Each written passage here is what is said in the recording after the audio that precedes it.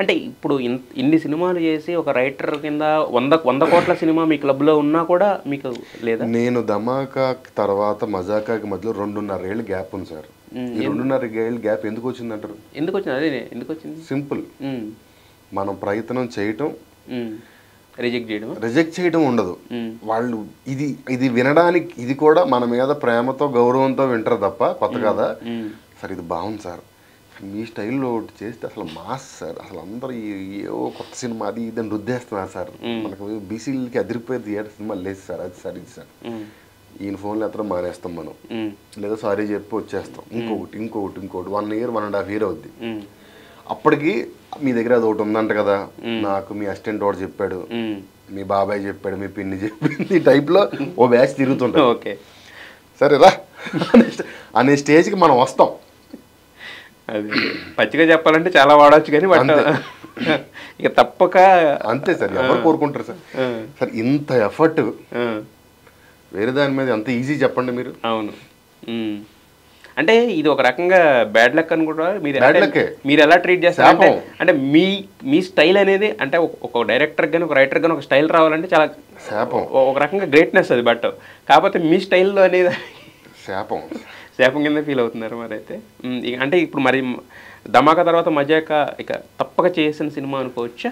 అంటే తప్పకే అంటే సార్ ఇంకోటి నేను మధ్యలో చేసిన చాలా ఉన్నాయి, బట్ ఇది కూడా ఏంటంటే ఒక చిన్న సినిమా ఒక 7-8 కోట్లలో చేద్దామని ఒక చిన్న హీరోకు ఒకళ్ళు అడిగి ఇలా చేయించుకున్నారు, మీరు ఇచ్చేసి వెళ్ళిపోండి అని. కథ అయిన తర్వాత అది తీసుకెళ్ళి చిరంజీవి గారి దగ్గర పెట్టారు. ఎంత అన్యాయం సార్ అది. తీసుకెళ్ళి ఈ టైంలో చిరంజీవి గారికి బాగుంటుంది కదా, నేను ఆయన ఈ టైప్ ఆఫ్ చేయాలనుకుంటున్నారు, ఏంటది అదే సార్ అదే ఇలాంటిది ఫాదర్ అండ్ సన్ కథ ఒకటి మలయాళంలో ఉంది, అలాంటిది ఒక సినిమా అనుకున్నారు కానీ ఆ కథ కుదరలేదు, ఇలాంటిది చేస్తే ఆయనకు బాగుంటుందని ఆయన ఫీల్ అవుతున్నారు, వెళ్ళి చెప్పమన్నారు. చెప్పేసరికి దానికి ఎలివేషన్ వచ్చేసింది. ఆ తర్వాత ఆయన కొన్ని రీజన్స్ వల్ల ఏదో కుదరలేదు. కుదరకపోయేసరికి ఆ కథ ఏంటో చెప్పు, ఆ కథ ఏంటో చెప్పు, ఆ కథ ఏంటో చెప్పు, అలా అలా అలా వచ్చింది అది అంతే. ఇది చిరంజీవి గారు చెప్పిన కథ ఫస్ట్ వేరే చిన్న హీరోగా అనుకుని చేసాం. అదే తర్వాత అది ఆ ఫాదర్ క్యారెక్టర్ కోసం ఫాదర్ అండ్ సన్ చిరంజీవి గారు ఇంకొక కొడుకు ఉండి ఆయన ఏజ్ గ్రూప్ ప్లే చేస్తూ చెయ్యాలని ఆయనకి అనిపించింది.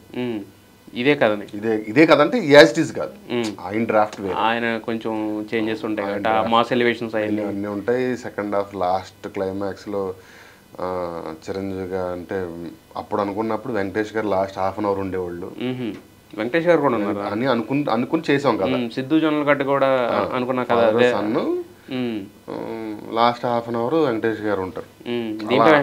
దీంట్లో ఎత్తేసారా ఈ సైజ్ కదా ఇది.